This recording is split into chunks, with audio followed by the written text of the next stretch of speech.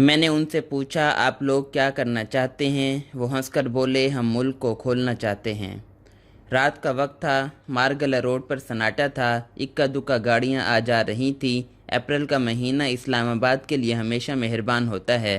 جاتی سردیاں آتی گرمیوں میں گھل رہی ہوتی ہیں اور ان گھلتے موسموں میں بہار کی خوشبو تیرنے لگتی ہے۔ خوشبو اس وقت بھی تیر رہی تھی۔ ہم فٹ پاتھ پر واک کر رہے تھے۔ کورونا کا خوف شہر کی تمام رونقیں نکل گیا تھا۔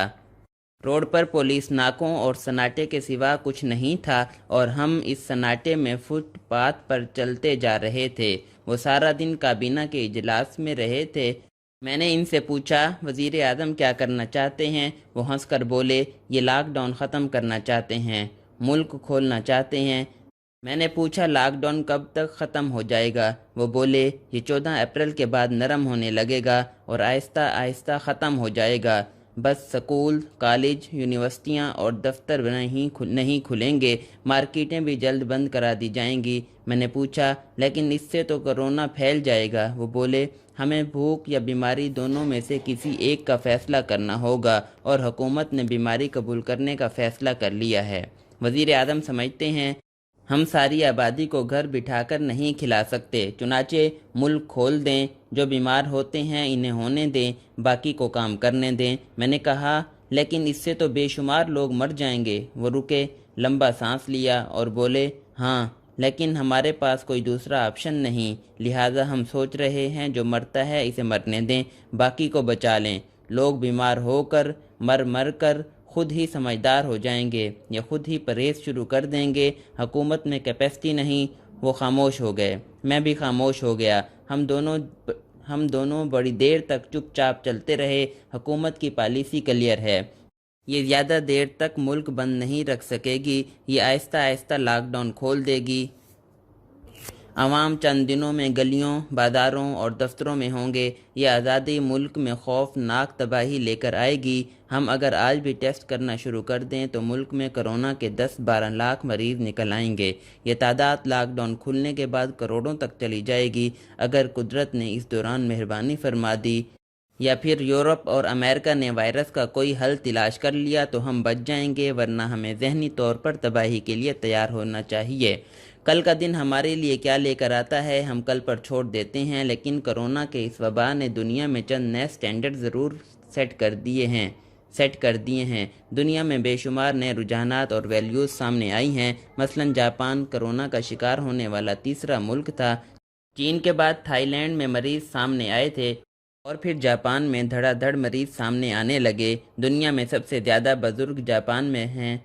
جاپان میں 100 سال سے زائد عمر کے 70,000 لوگ ہیں۔ آپ 70 سے 100 سال کے درمیان لوگوں کی تعداد کا اندازہ خود لگا لیجئے۔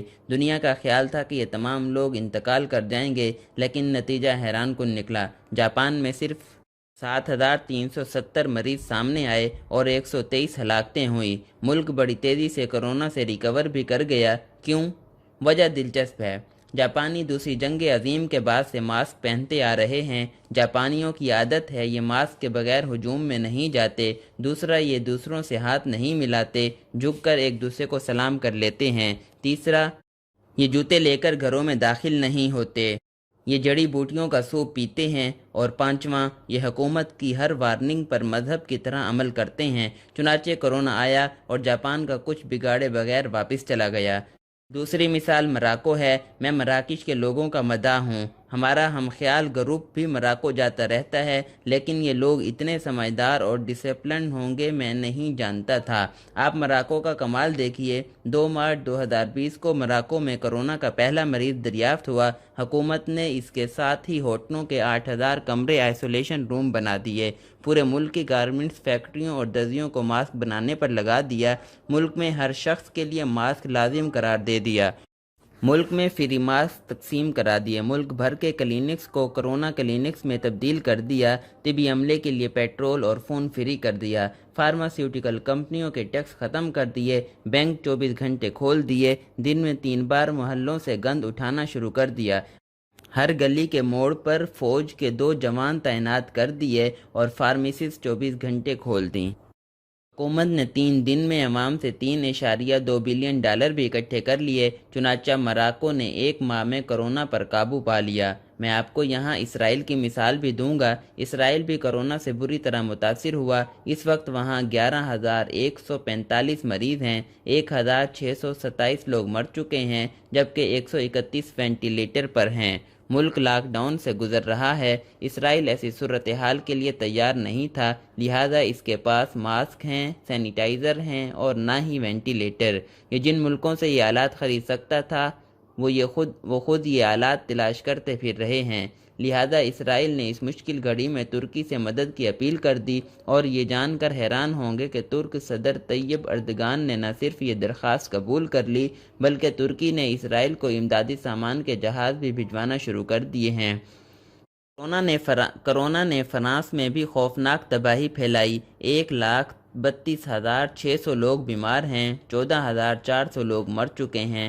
روزانہ 1,000 سے زائد لاشیں ہسپتالوں سے نکلتی تھیں، لیکن اب فرانس نے بھی ریکور کرنا شروع کر دیا ہے۔ اموات کی تعداد روزانہ 630 تک آ گئی ہے۔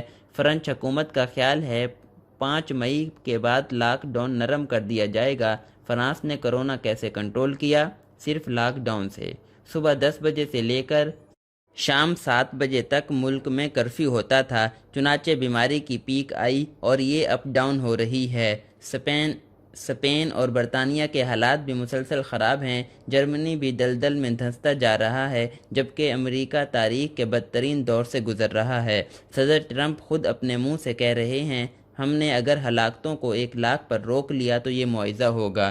دنیا میں صرف سویڈن ایسا واحد ملک ہے جس نے کرونا کے باوجود لاک ڈاؤن نہیں کیا۔ لوگ بھی مر رہے ہیں اور ملک بھی کھلا ہے۔ سویڈن میں 10,500 لوگ بیمار ہیں، 900 مر چکے ہیں۔ مریضوں کی تعداد میں روزانہ اضافہ ہو رہا ہے، لیکن حکومت اس کے باوجود لاک ڈاؤن نہیں کر رہی۔ کیوں؟ شاید سویڈن کی حکومت اور عوام دونوں کے اعصاب مضبوط ہیں، یا پھر وہاں عمران خان کی حکومت ہے۔ میں آپ کو یہاں یہ بھی بتاتا چلوں، سعودی عرب چین کے بعد دنیا کا دوسرا ملک ہے جس نے کرونا پر قابو پا لیا۔ وجہ کرفیو ہے۔ سعودی حکومت نے طواف بھی بند کر دیا تھا اور مسجد نبوی کے دروازے بھی مقفل کر دیے تھے۔ چنانچہ سعودی عرب بھی بچ گیا اور پوری اسلامی دنیا بھی۔ سعودی حکومت اگر یہ نہ کرتی تو شاید کرونا اس وقت پوری اسلامی دنیا میں تباہی پھیلا چکا ہوتا۔ یہ بیماری اس وقت کھلی کتاب ہے۔ مغربی اور جدید دنیا بے بس ہو چکی ہے۔ لاشیں دفنانے کے لیے جگہ نہیں مل رہی۔ امریکہ میں لاشیں ہفتہ ہفتہ ہسپتالوں میں پڑی رہتی ہیں، اجتماعی قبریں بھی بن رہی ہیں اور جنازے بھی اور کفن بھی ختم ہوتے جا رہے ہیں۔ دنیا اب تک سوشل ڈسٹینسنگ کے علاوہ اس کا کوئی حل نہیں نکال سکی۔ دوسروں سے 6 فٹ فاصلہ رکھیں، ماسک پہنیں، 15 منٹ بعد صابن یا سینیٹائزر سے ہاتھ صاف کریں، ہوا میں چھینک نہ ماریں، کھانسی سے پرہیز کریں، دوسروں کے ساتھ ہاتھ نہ ملائیں اور گلے نہ ملیں۔ دنیا میں اب تک اس کے علاوہ کوئی حل، کوئی علاج دریافت نہیں ہوا، لیکن سوال یہ ہے کہ کیا ہم یہ کر رہے ہیں؟ ہرگز نہیں۔ ہم دنیا کی دلچسپ ترین قوم ہیں۔ ہم خود کو بہادر ثابت کرنے کے لیے گلیوں میں کھڑے ہو کر کورونا کو آواز دے رہے ہیں۔ ہم ایسے لوگ ہیں، اگر ہمیں بتایا جائے کہ حکومت باہر نکلنے والوں کو گولی مار دے گی تو ہم یہ چیک کرنے کے لیے ضرور نکلیں گے کہ کیا واقعی حکومت گولی مار دیتی ہے۔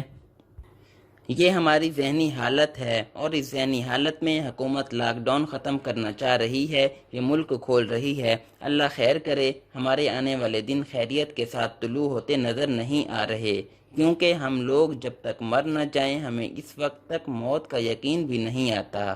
اللہ اس ملک پر رحم کرے۔